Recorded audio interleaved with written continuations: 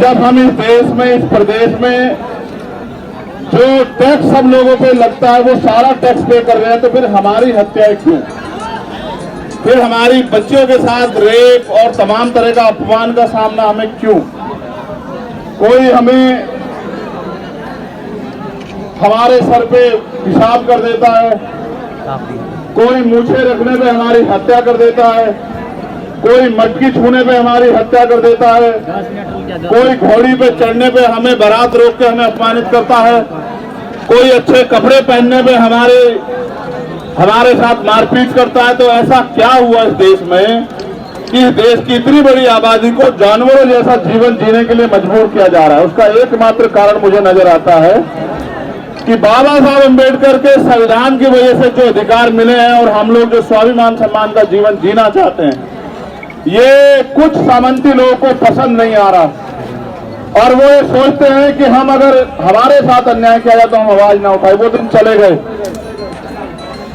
मैं बस ये कहना चाहता हूं गोरखपुर की धरती से कि वो दिन चले गए। हाँ, आपके पास असले हैं, अवैध असले, आपके पास हथियार है, आप हमारी हत्या कर सकते हो, लेकिन याद रखना कि हर एक हत्यारे को उसकी सही जगह भेजने का काम करना हम लोग अच्छी तरह जानते हैं। हम भारतीय संविधान को मानने वाले लोग हैं।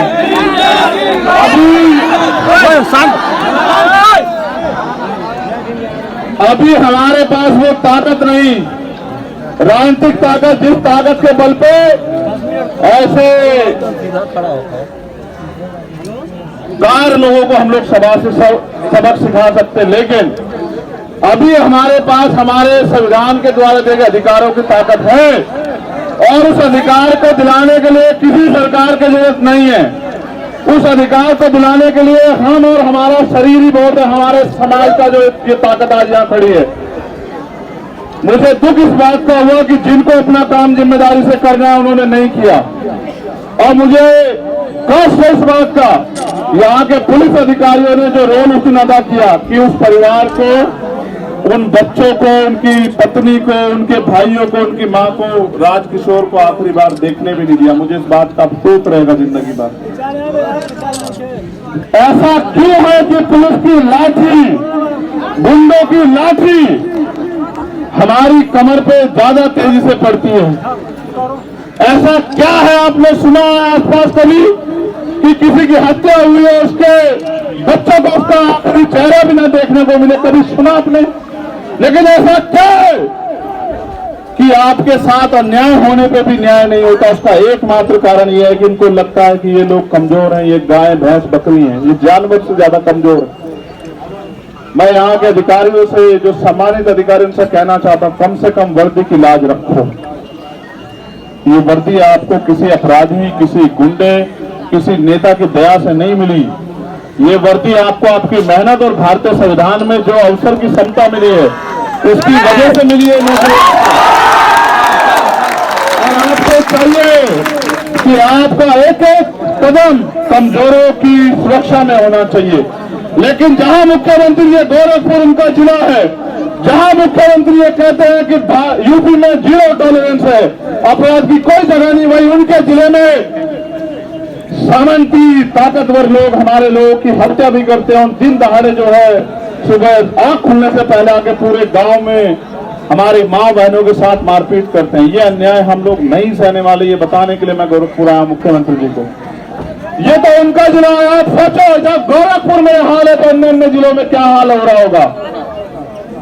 सिर्फ बातें करने से या पीठ थपथपाने से कानून व्यवस्था अच्छी नहीं होती है। मुख्यमंत्री जी, अगर कानून व्यवस्था अच्छी करनी है तो जाति धर्म का चश्मा उतार के कानून के हिसाब से काम करने का काम करो, तब जाके कानून व्यवस्था अच्छी होगी।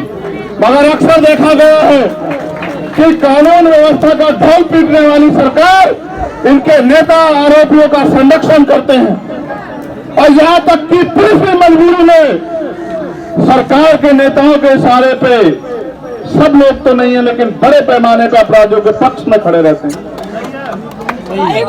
ये अन्याय हम लोग नहीं सहेंगे, ये बात आप लोगों को समझनी पड़ेगी। और जो बात मैं आपसे कह रहा हूं, स्पेशली नौजवानों से कह रहा हूं अगर इस तरह मरना है तो फिर लड़ना सीखो।